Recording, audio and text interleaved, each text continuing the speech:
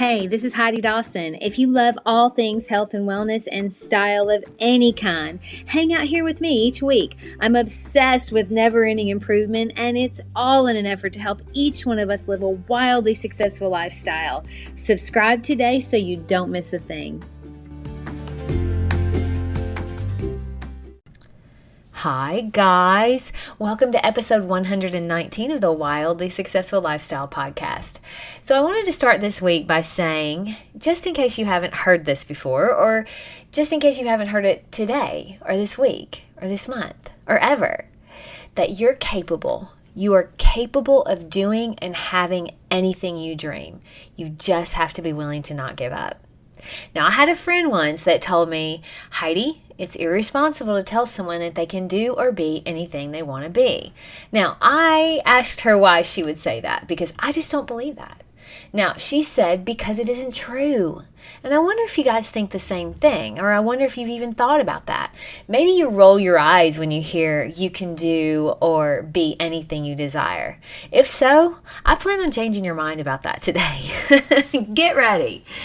But at one point in my life, I thought I was going to do real estate forever. I mean, I loved it so much. I had so much fun doing it. And then I realized there was something else calling me, which led me to building, which led me to interior design. Now, I love interior design so much, and I still do. And I think I'll always do some form of design. But there was still something calling me. Now, does that mean that I was settling when I did real estate, or that I was settling when I do interior design? No, it means that that's the step forward in my journey to doing and being exactly what I was meant to be. Now, if I had stayed in real estate and I had ignored my calling or just kind of shoved that away, I probably would have felt unfulfilled and maybe even stuck. Now, before I go any further, this is where the honesty has to come into play. You have to be honest with yourself.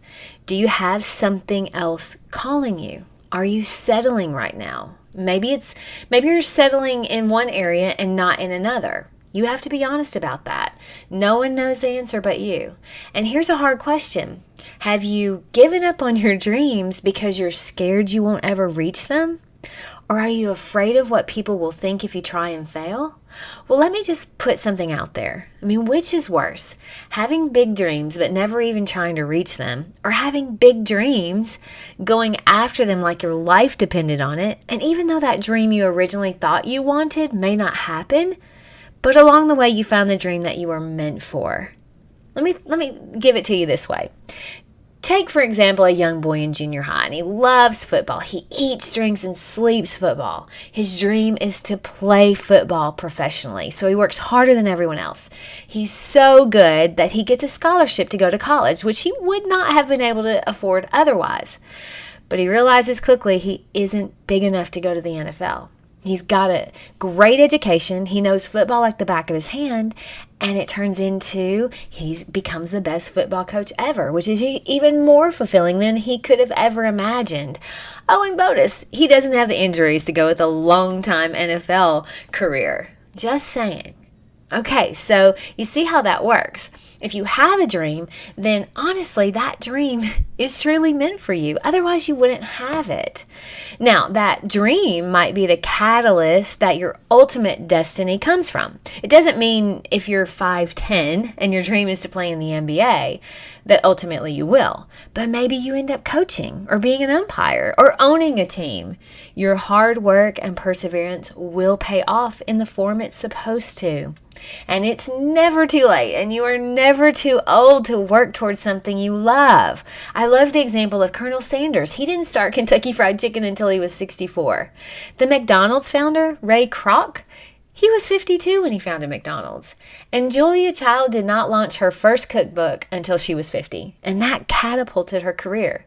So if something is tugging at your heart, if something is calling you, that means you need to answer it. You're meant to answer it. And now if you're young and you're just starting out, maybe you aren't sure what your calling is. Don't worry. Just focus on doing something you love, something you're drawn to. And I didn't really start in design until I was in my early 30s.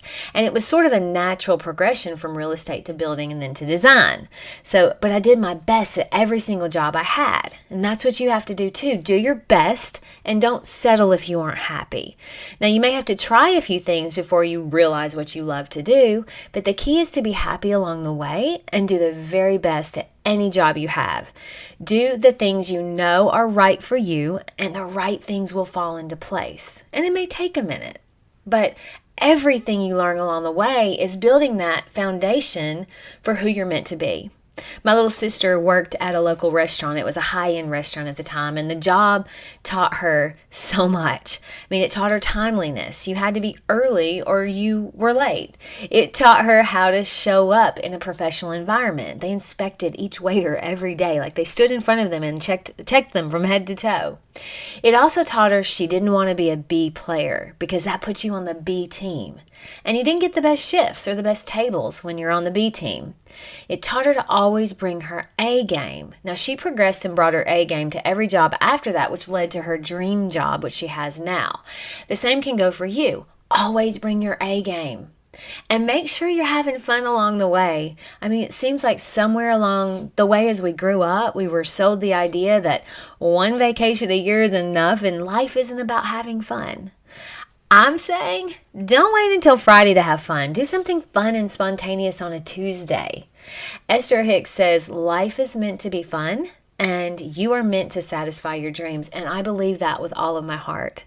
So what are you waiting for? What are you going to do this week to create the life you're meant to live? My challenge to you this week is to be honest with yourself. Be honest with where you are. Are you letting life happen to you, or are you out there making life happen for you? Figure out one area of your life that needs your attention and decide to play full out. Make that call. Book that flight. Join that gym. Take action. You won't regret it. Until next time, shoot for the moon, and if you miss, hey, you just might land amongst the stars. I love you guys, and I'll talk to you in a few days. Don't forget to subscribe and share with your friends, because we're just going to keep going bigger and better places together, and I love that about us. Talk to you in a few days.